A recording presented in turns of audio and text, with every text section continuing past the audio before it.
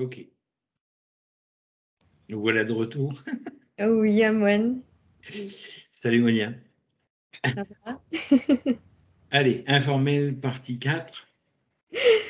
Bah oui, écoute, informel partie 4 parce que j'ai le mot astral qui résonne en moi. Oui. Tu vois, on parle beaucoup de l'astral.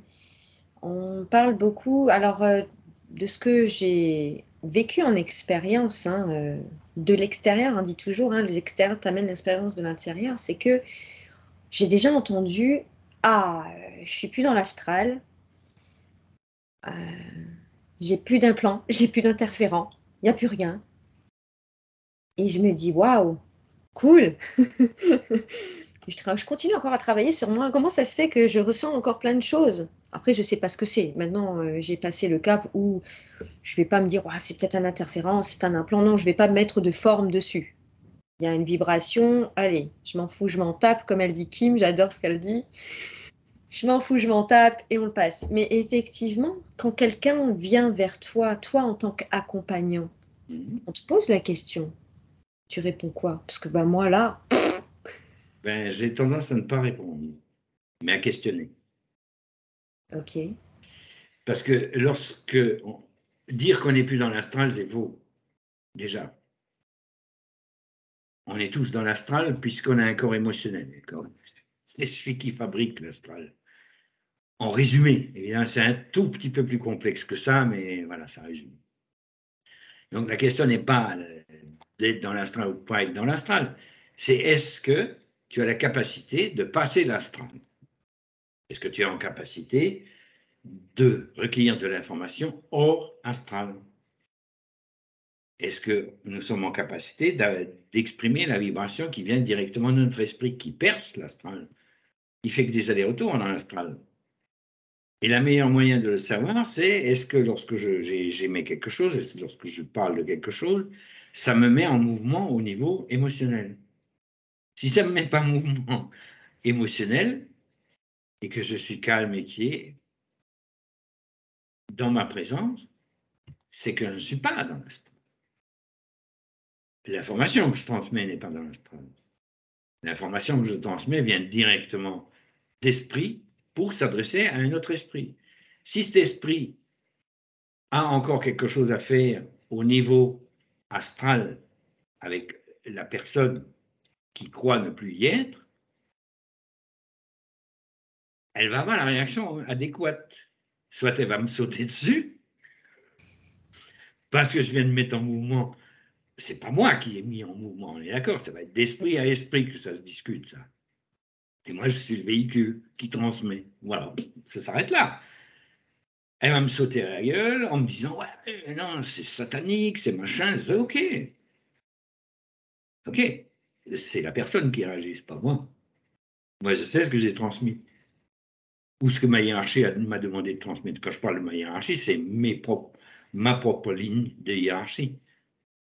C'est qui je suis sur les autres plans. Si les gens s'imaginent que je fais ce que je veux,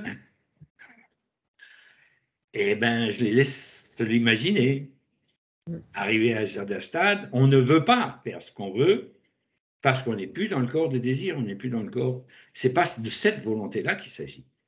La volonté, c'est celle qui va être imprimée esthétiquement et on fait ce qu'on a à faire au moment où on a à le faire.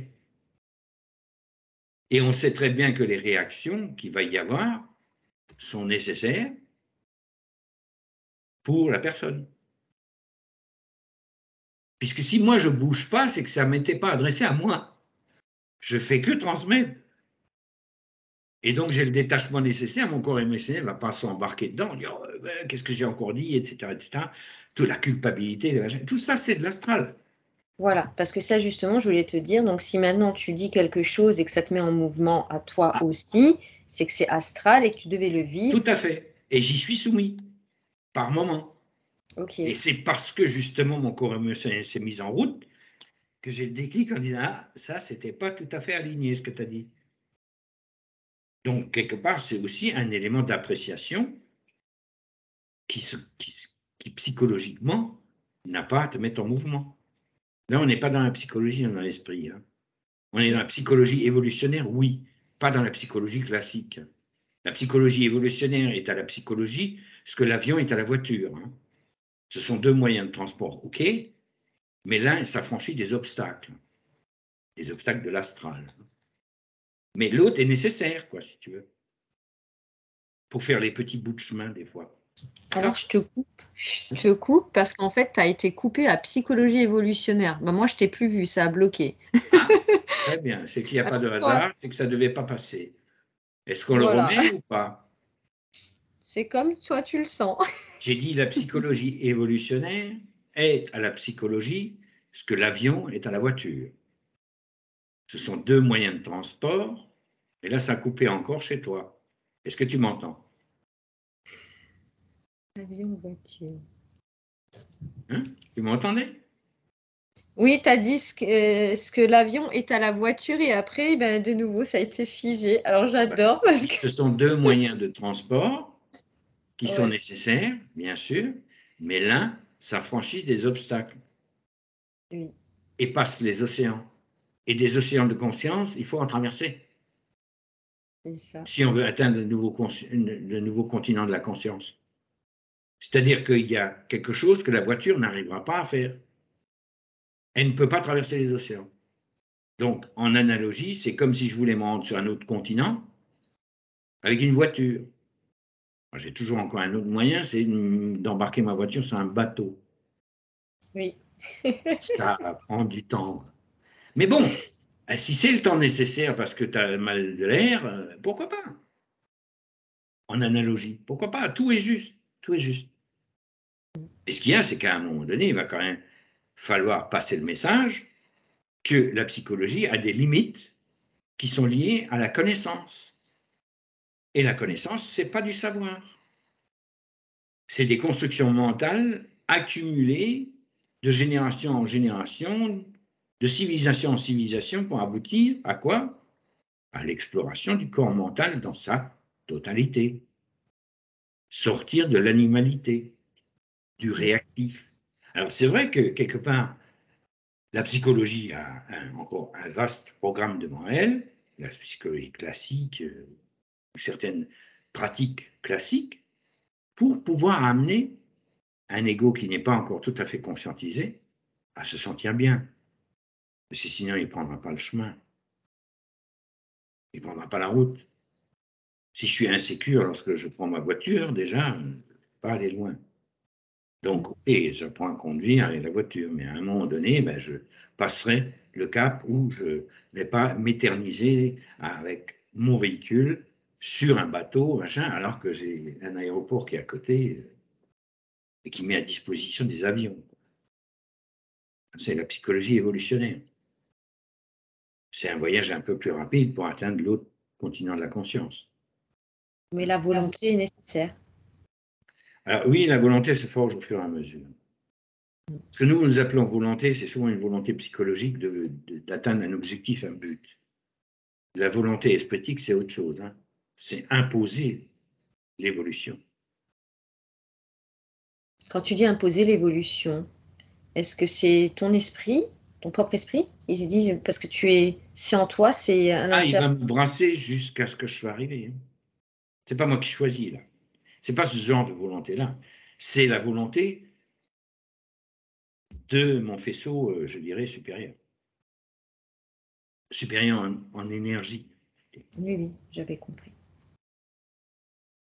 C'est lui qui va mettre en mouvement. C'est lui qui va me mettre en mouvement et il va me mettre en mouvement, ça va me brasser. Oui, le temps qu'il faut que ça me brasse. Hein, si je veux faire monter, si je veux préparer une pâte, il faut que ça brasse. Hein. Après, ça se met au four en plus. Et du coup, tu chauffes. Oui. Puis tu finis en beau gâteau qui peut être dégusté par beaucoup de monde. Je ne sais pas pourquoi il me vient cette image de boulanger, là, de pâtissier. Mais encore une fois, c'est pour ne pas prendre le processus au sérieux. Quoi. Oui. Et choper des analogies dans la vie courante. Le mental cognitif nous sert aussi à ça. Si on ne se prend pas au sérieux et qu'on vit sa vie, on va trouver des explications dans tout ce qui nous entoure aussi. C'est important. Ça, Toi, ton moi, j'ai déjà dit, son, toi, tu trouves, un jour, mes enfants m'ont dit, Maman, même si tu n'arrives pas à allumer la cheminée là aujourd'hui, je suis sûre que tu as une explication à ça. C'était quoi ton explication? Ah, mais j'en avais pas. J'ai dit non, je suis pas comme ça quand même. Si, si, parce qu'en fait, à chaque fois, je trouve des explications, des signes. Mais je dis non, non. Alors, les explications ne sont pas des excuses. Oui. Ça aussi, tu viens de me faire rebondir sur quelque chose. Mm. On peut avoir des priorités, on peut avoir des explications rationnelles, on peut avoir tout un tas de choses. On peut aussi avoir des excuses. Mais la subtilité est un peu dans j'ai des excuses, ou je me trouve des excuses, j'évite le problème. Je priorise autre chose. Je ne veux pas confronter l'événement. Et c'est juste, c'est correct. Mais ça, c'est trouver des excuses. Celui qui veut quelque chose trouve un moyen. Donc, ta cheminée, si tu veux, si tu voulais vraiment qu'elle soit allumée, tu aurais trouvé un moyen. Mm. Là, visiblement, il y avait une autre explication qui était tout aussi nécessaire, parce que on voyage dans l'espace et dans le temps pour l'instant encore, tout en ayant une partie de nous qui est dans le non-forme et le non-espace. C'est la connexion entre les deux qui nous permet justement de donner des explications à tout et à n'importe quoi, de façon fragmentaire, de façon partielle, tant qu'on n'est pas arrivé au stade supramental, intégral. Parce que même le stade supramental a des étapes. Mm. C'est important aussi. J'en doute pas. Mais il y a tout et étapes, en fait. C'est ça. Tout est étape. Y compris des entités qui sont extrêmement élevées dans la hiérarchie. Elles ont des étapes. C'est notre propre hiérarchie. Oui. Faisceau, hein. Toujours. Oui. Tesla, il disait, si vous voulez comprendre un jour l'univers, si vous ne comprenez pas la vibration, vous ne comprendrez rien du tout. Et comprendre la vibration, c'est la vivre. Mm. On ne peut pas comprendre une vibration avec des mots. Tu peux comprendre la vibration émise par le mot, l'essence de ce qui a été placé sur le mot. Je voudrais rebondir. Si nous nous attachons à la forme, Justement, je voudrais rebondir à ce que tu as dit avec on s'attache avec les mots, tu sais, à chercher à comprendre et tout. Donc là, c'est mental ou intellect? Tu vois le. la nuance est assez. On va dire que c'est à la frange. Il y a une phase où tu es obligé de comprendre pour sécuriser mon ego, il a besoin d'être sécurisé aussi. Mm. Par contre, il est suffisamment courageux et a suffisamment de volonté pour affronter l'inconnu ou confronter l'inconnu.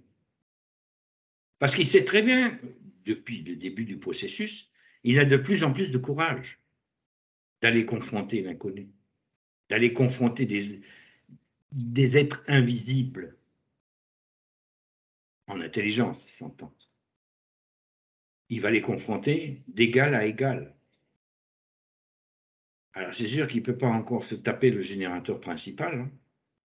Donc il va déjà pouvoir suivre le fil de la vibration qui l'amène jusqu'au transformateur, c'est déjà pas mal. Parce que certaines vibrations sont tellement hautes en fréquence et en énergie qu'elles sont accessibles que par la part de nous qui est au même niveau. Mais ça ne veut pas dire que c'est nous qui sommes au même niveau, hein. Je veux dire, dans notre corps physique, mental, émotionnel, etc., etc. On n'a pas incarné, hein. La part incarnée, pour y avoir accès, il faut qu'elle passe par le non-forme. Donc, cette partie qu'elle a aussi, dont elle dispose aussi. Mais ça, il faudrait rentrer dans les trous noirs, etc., au niveau structurel. Donc, le yin absolu et sa manifestation et sa limite qui est le yang absolu.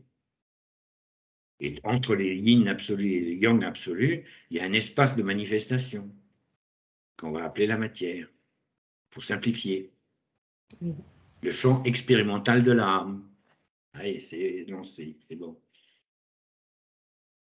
Et à un moment donné, il faut revenir aux origines en polarisant des deux côtés du yin absolu au yang absolu, mettre cette énergie de nouveau en cohérence, et du coup, toute l'expérimentation est brûlée. Ça se fait étape par étape. Hein. Mais je veux dire, le processus est cohérent. C'est pour l'expliquer qu'on va passer encore des centaines d'années avant de mettre ça en graphique. Pour un mental cognitif qui lui aussi, attention, le mental cognitif, à un moment donné, c'est celui qui va nous servir à apprécier ce qui nous entoure parce qu'on en comprendra l'essence. Waouh! Il ne sera pas jeté. Donc l'ego, quelque part, n'a pas besoin d'avoir peur. Précaution inutile parce qu'il a peur. Hein. Mais d'un autre côté, à un moment donné, il est en capacité de comprendre et d'entendre que plus il va se poser, plus il va avoir accès à l'information de lui-même, celle qui lui convient à lui, celle qui est audible et compréhensible pour lui, quelle que soit la personne qui a émis ou quel que soit l'événementiel qui lui a permis d'accéder à cette information. Et donc de se poser, ça c'est un mot-clé, je trouve, de dire de se poser. Parce que parfois, on a l'événementiel qui arrive, mais on sait qu'il va y avoir la solution. Mais il y a quand même la tempête devant. Et effectivement, se poser. Dans la traversée, tout à l'heure, dans la traversée, il y a des turbulences. Les avions sont soumis à des turbulences. Mais il y a beaucoup moins de risques de se fracasser contre un mur, puisque à ce niveau-là, il n'y en a pas. Mais... ce qui est le cas de la voiture. En plus, elle est astreinte à des routes, des obstacles, des trucs sinueux. L'avion, lui, va directement d'un endroit à l'autre. Hein. Alors certes, il a besoin d'une piste d'envol et une piste d'atterrissage. Donc, il reconnecte avec le mental cognitif à un moment donné, en analogie. Mais que pour ce dont il a besoin. Décoller, atterrir. Et entre les deux, il fait son vol. Il ne se soucie pas de l'animal qui risque de traverser, machin, j'en passe, c'est des meilleurs. Des panneaux de signalisation. Tout à l'heure, tu parles du liseron et tout ça. Hein, panneau de signalisation 50, attention, virage dangereux. C'est à se demander si en plus, en regardant son compteur, plus le reste, plus tout ce que tu... à un moment donné, tu finis par bugger, quoi. C'est ça, fatigue.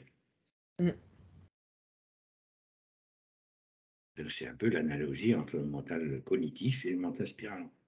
Sauf qu'à un moment donné, il va conduire d'instinct, le mental cognitif. Il va être piloté par quelque chose qui est encore lui, dans le corps mental, mais qui est sa partie supérieure, le corps mental. Dans ce cas-là, tu peux faire comme je fais. Je m'installe dans ma voiture et je commande qu'aucun animal, aucun être humain, rien du tout, ne vienne perturber mon trajet. C'est bien ça. Du coup, l'animal, s'il a besoin de traverser, il traversera avant ou après, je n'en aurai même pas conscience. Des fois, il m'a déjà déboulé juste devant le nez, mais j'avais à l'avance. Ou que ce soit un motard, par exemple, qui se présentait sur la droite en criant le stop, je savais à l'avance qu'il fallait que je freine. Au moment où je freine, je ne sais pas pourquoi je freine. C'est lorsque je vois l'événement, par la suite, que je me suis aperçu qu'en fait, quelque chose m'avait fait quelque chose, c'est cette commande que j'ai lancée au départ. Mais j'y pense plus. Je n'ai pas à y penser. L'esprit sait très bien quand est-ce que le motard va se pointer. Et il n'a rien à apprendre que je le renverse. Et moi, je n'ai rien à apprendre quand je le renverse. Et l'ego n'embaille pas non plus en disant rien. Il ne se passe rien. Parce que tu le savais avant. Tu as été averti avant. Donc, en fait, là, on est dans l'inquiétude aussi. La route elle-même devient sécure. Parce que tu as lancé une commande. Et ça c'est vrai, c'est une expérience que j'ai vécue ce week-end. Il y avait l'anniversaire de ma fille et il y avait une de ses amies donc on est allé à la gare ramener d'autres de ses amies. Je suis repartie pour la maison et on devait la déposer une autre. Et là, j'ai allumé la radio, parce qu'en général on met notre téléphone en Bluetooth pour mettre la musique. Et là, j'ai allumé la radio et je suis tombée pile poil sur l'information, le train est annulé.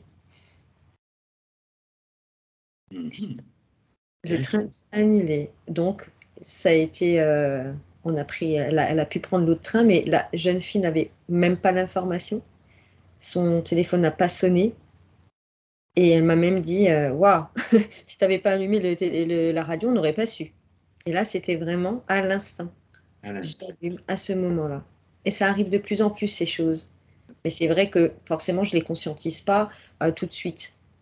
Non, alors là, du coup, sur ce genre d'événementiel, on ne peut pas conscientiser tout de suite parce qu'on n'a pas les tenants et les aboutissants. Par contre, une partie de nous sait qu'elle a accès à cette information et donc on va choisir la voie optimale. Sur un autre plan, Mm. je vais choisir la voie optimale sans avoir même conscience que je choisis la voie optimale. Mais là, encore une fois, s'il avait fallu qu'elle loupe le train pour des raisons qui nous échappent, l'événementiel se serait présenté sous cette forme-là. Mm. Là, c'était juste pour montrer que, et ça va être de plus en plus flagrant, c'est pour montrer que lorsque nous sommes connectés, il nous arrive des trucs qui peuvent, pour d'autres, paraître très surprenants, de comment on capte l'information. Du coup, on ne lit plus de livres, on ne lit plus. Mais comment on a l'information? Parce on est connecté de plus en plus. Mm. Voilà. Super. Ok. Je Ouais, sais pas ce que j'ai dit. je te remercie. Ça va nous faire de la lecture. Voilà, je te dis à très bientôt. À très bientôt. Formel. Merci. Ciao, ciao. Ciao. Ciao.